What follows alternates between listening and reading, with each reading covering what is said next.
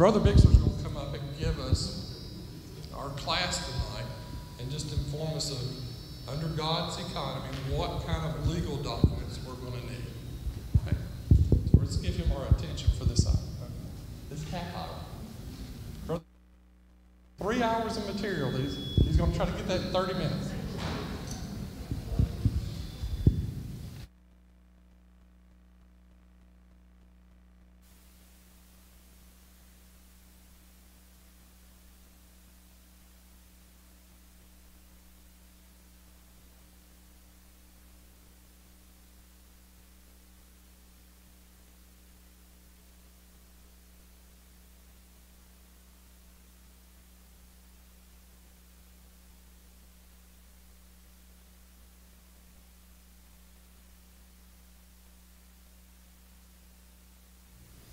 Can you hear me? You'll probably regret that, but I'm Zeke Bixler. Paul's asked me to come up and speak on probate. And Paul, I thank you for the compliment of your faith in me and the opportunity to serve. He wanted me to speak on probate and probate practice, wills, trust, and probate estates. And there's so much I can tell you, so it would just take forever, but we don't have it. So I'm going to hit the high points, and then I hope we'll have time for some questions. Probate is the process, it's a judicial process whereby a will is proved in a court of law and is judicially accepted as valid public document that is the true last testament of the deceased, or whereby the estate is settled. Probate court, I call it the cradle to grave court because it handles everything from infant adoption to the disposition of property of somebody that's already passed. And that's the whole range of that.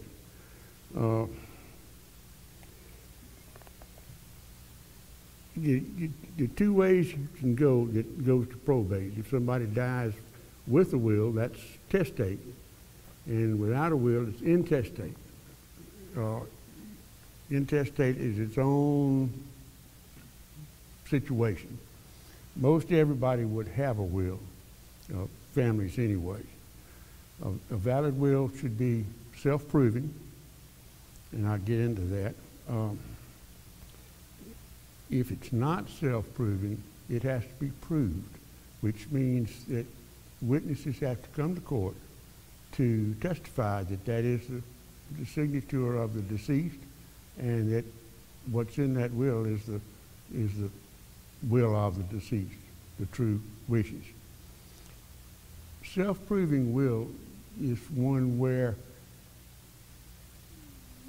the signing of the will is witnessed by two witnesses, and those witnesses testify before a notary or for an officer of the court that that is the testator's signature and that it is the testator's intent. And then the notary or the officer of the court stamps that, signs it, and stamps that document as an official document. So, and that's as good as live testimony. It's considered to be as good as live testimony. If that will is filed for probate, it's generally accepted by the court unless there's some reason for an objection, which is very rare. And so that you don't have to have any kind of court hearing for a will of that nature, a self-proving will. Will should cover all the property, real and personal, of the maker, the testator. It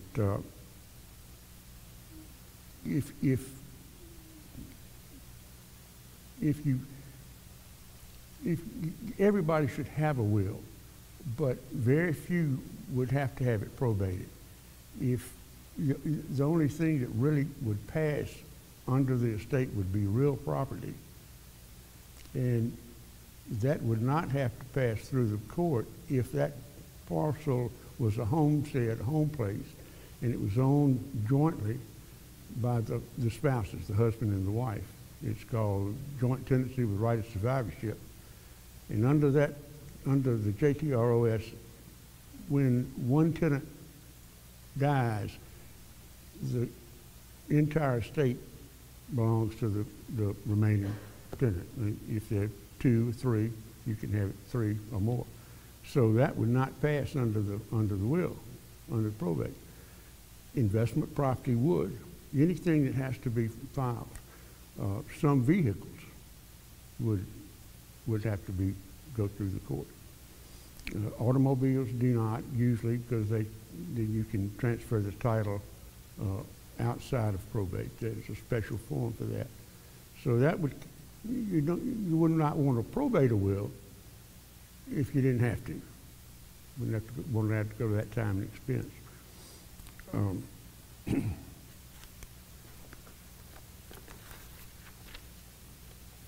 The next item, I think, is trust in a will. You can have trust, you can have a living trust that's set up outside of the will, and you can have trust in the will.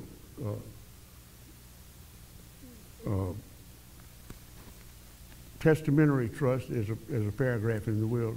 And the trust would be to leave a special legacy to grandchildren or a child or someone else or an institution.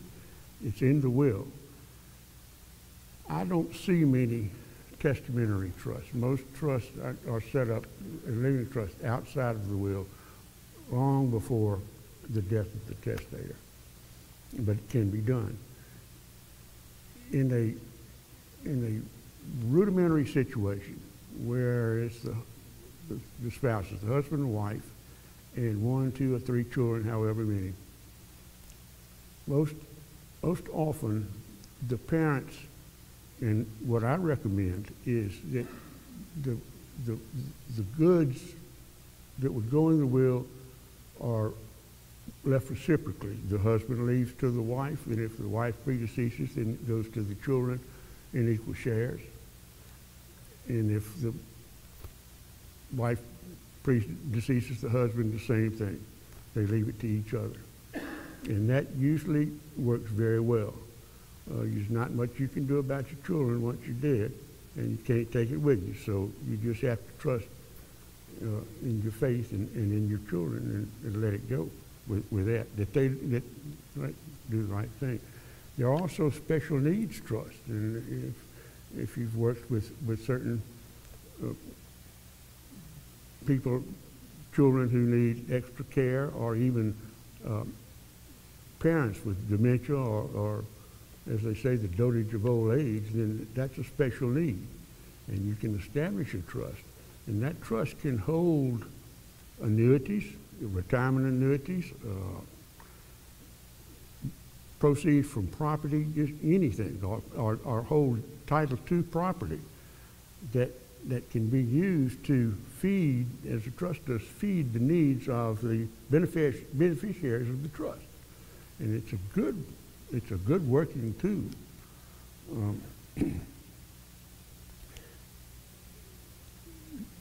I would suggest that with all that said, that young people, you need to do that now.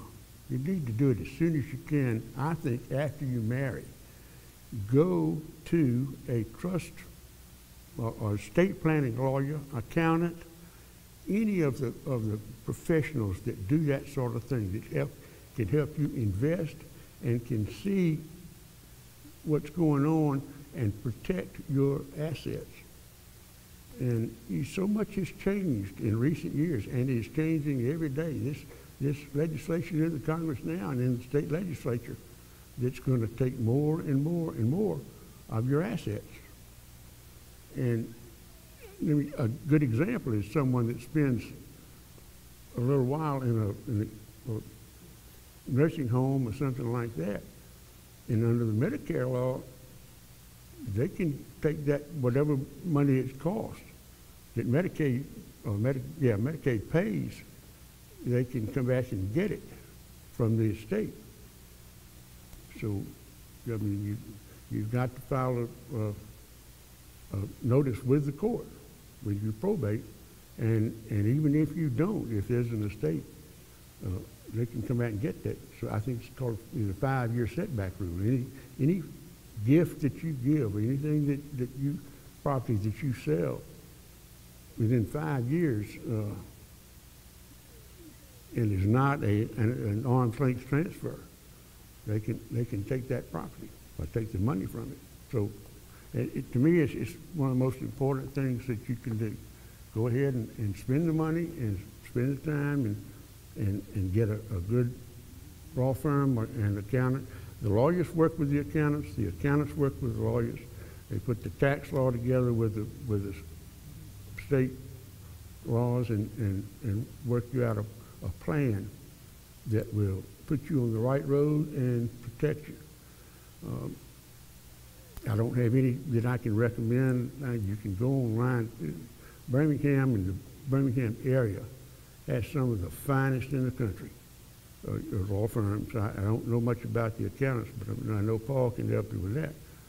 But do it. Do it now. It will be worth the money, and it will save you heartaches down the road.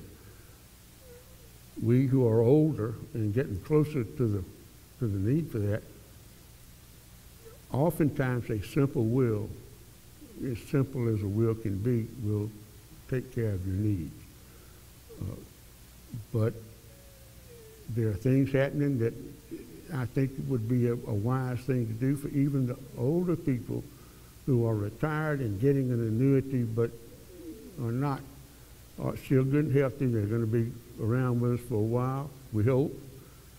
Could still, I would suggest to you that you'd probably profit a great deal from at least talking to an investment counselor or an elder law planner, any of these groups that do that.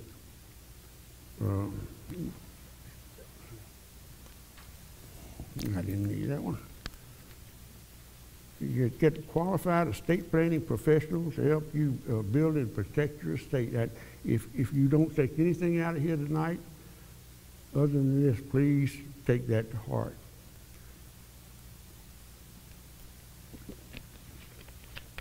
And if you want to die peacefully, the very least that I think we all should have, I have, and I think you should have, is reciprocal powers of attorney. A power of attorney making your spouse your first agent, your attorney in fact, and with a named successor agent like one of the children, or I've done where 2 or 3 children act together or independently. I think that's vitally important, and I'll tell you why. Because as the scripture tells us, we don't know from minute to minute where we're going to be, and we all know stories of where a parent is killed in an automobile accident or a sudden illness, and you cannot operate in our society today with just saying, well, she was my wife or he was my husband, and so I can take care of the business. And the Social Security people say, no, you can't either. And the banks will say, no, you can't either if you're not on that account. So, but if you have a good power of attorney, that you can give your power of attorney to your spouse and or your children, then they can immediately take care of the business that you can no longer take care of. And it may not be a death. It may be somebody that just suffers an injury at work, in the car, or sickness, and cannot handle their own affairs, cannot execute documents, or not physically or mentally able to. And there's stories of children, spouses and children have to wait for months to get access to funds that should be readily available. So get a good power of attorney. I think everybody needs a will, just a basic will that unless you can get the estate planning, that would be the better one. And the third thing that, in my judgment, you would need in what I call the package is a good living will with a health care proxy to it. And the health care proxy is just you name someone that can make medical decisions if you're not able to. And that again would, in my case, would be my spouse. And if she couldn't do it, then it would be one of my children. So I'm not going to be critical of the form that the hospitals use, but I like mine better. So, but those are the things that I think every couple should have. Everybody should have.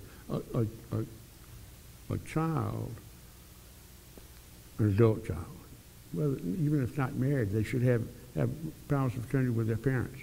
Somebody that can step in if they can't and handle their affairs. So, and that's really, without getting into a great deal of detail, that's about covers those things. And, I mean, I'd be glad to take questions. I know it's not as long, but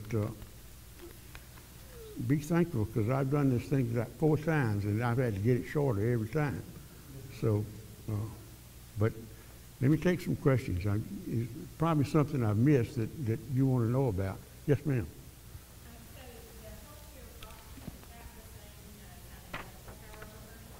As what? Medical power of attorney? Yeah, pretty much so. The power of attorney that I do has that in there. But it's what they call a living will. And a living will just where you check off those things. You know, I don't want to be on a respirator. I don't want resuscitation. I don't want to suffer either of those. So you check all those. So, but added to that is the proxy that if something comes up that's not covered in that, then somebody has the power to say yes. You know, to be frank, it's like when to pull the plug. Somebody that has the authority. That's a hard decision. That's a lot of responsibility to give somebody. And unfortunately, it's necessary in our society today. But that's it. I think it's those 3 things: the power of attorney, the living will, and good last will and testament. Yeah, I don't know. I do not do estate planning, you know, but I'm sure it will cover all the aspects needed in the will. I don't think it will cover the others. It may not. Sure, but that's what you need. Anything else?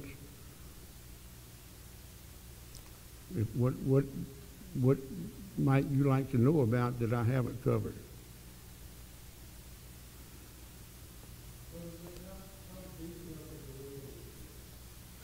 Mine, or just should it be? Pardon?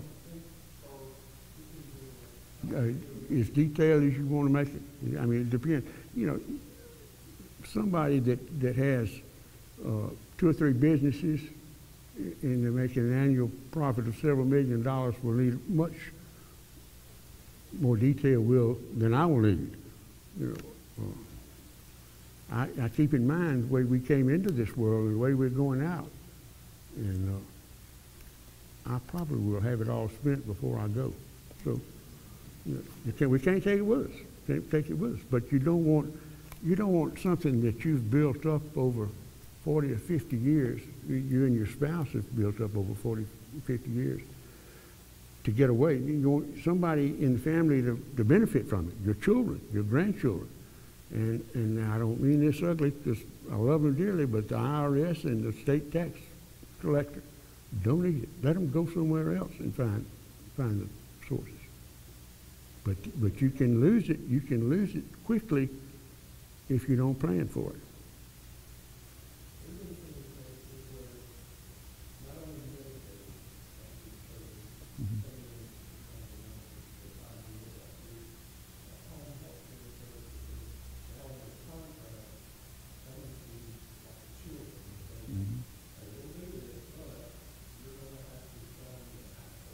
Yeah. Yeah. Yeah.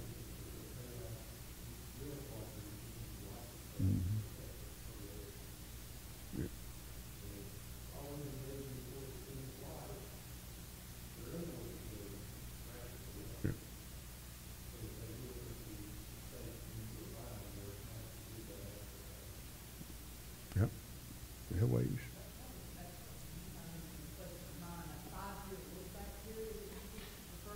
Yeah.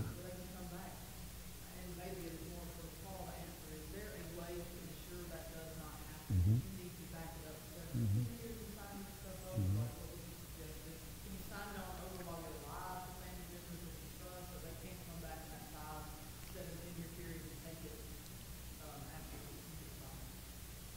The answer is yes, but you got to be careful. There are ways that, and I don't know these ways. There are ways that a lot of estate planning lawyers have learned how to draft documents that will cut that off, that setback thing. And that's why I say go to them, because these guys and girls and men and women are up to date. They know what is happening on a day-by-day basis and how to handle it. And they can draft your documents, your will, or your trust, if a trust is the vehicle that you need to use, in such a way that is protected. A trust, it has to be irrevocable. An irrevocable trust takes control out of the settler's hands. So if I create a trust and I'm the settler and I have to go in the extended care facility, then I don't own that stuff anymore. I don't own my annuity. I don't own, my bride doesn't get my life insurance proceeds. It goes into the trust. And that's doled out, however it's set up, to pay the family. And it would be a fight for the Medicaid to get that back. Now the Medicaid reclamation, if you want to call it, is pretty generous. It's pretty developed. They come behind a lot of other people that they don't have to come behind, but the law is set up where they do. So, but still, avoid it. It needs to be avoided if you can.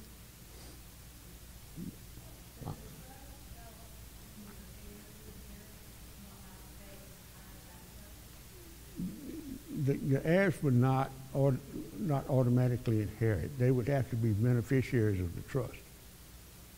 Now, if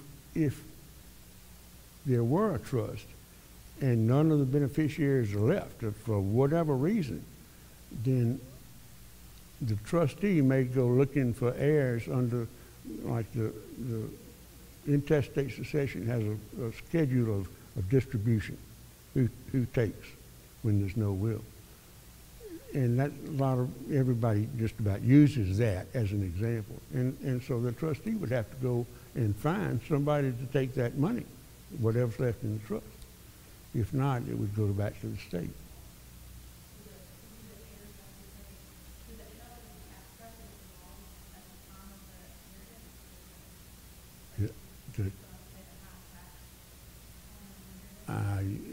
I don't know. The only thing,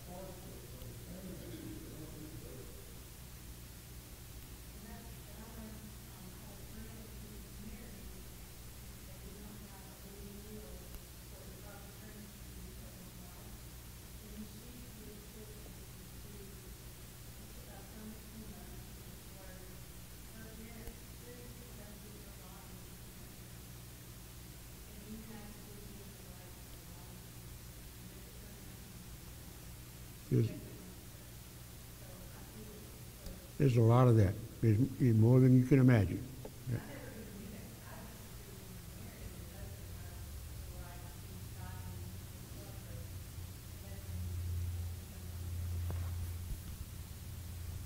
I can tell you, in that regard, probate practice is one of the most heartbreaking things you can go through, second only to juvenile practice, juvenile court. And I had to quit doing that. I couldn't, it broke my heart, some of the things I saw on that. So.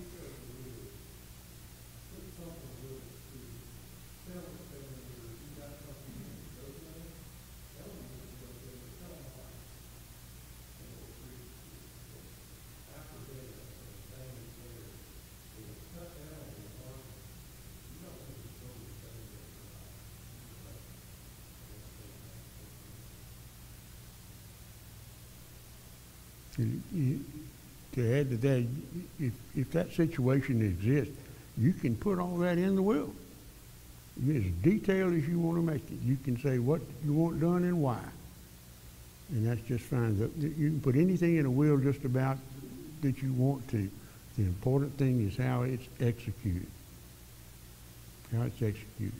Will's got to be witnessed by two witnesses and notarized. And you can look in the code, and it's fun, and you can enjoy this. Two things, you can look on the World Wide Web, on the net, and look up the Alabama code. And it'll tell you in a lot of the cases, like under who can make a will, and it'll tell you exactly how to do it, paragraph by paragraph by paragraph, as far as execution, to make sure it's done right. And it's almost inarguable. Somebody would have to come in and object to that will and have just knocked down accurate proof that there was duress or that it was illegally done. And they're not going to still have a fight. They still have a fight. So it's pretty firm. The same thing, if you want a good estate planning law firm, like I said, we've got some really top-notch folks in our area, and you can go online and Google that in, put that in, and come up with a list. Right? You don't know how good they're going to be, but you just have to go through and try to find them. I know some of them. Most of them I don't. They're younger than I am. Most of my cohorts are either dead or have quit practicing. But let me tell you, in Alma Good, all you need to do is be comfortable with that lawyer. You've got to trust your lawyer and your accountant and be comfortable with them. If you get a bad feeling, thank them kindly and go look for another one, because you can't work with somebody that you don't trust or you don't feel comfortable with. It's that important. And on your taxes, the main thing I can tell you about taxes is that evasion is illegal, avoidance is not. So I'm an advocate of avoidance, but I can't handle the evasion part. There's a lot more to taxes than I know, I grant you. Anybody else? You know, aren't y'all glad I didn't bring 3 days worth of material up here? So, but it's very interesting, it's very important. And it's changing all the time, changing all the time. Right?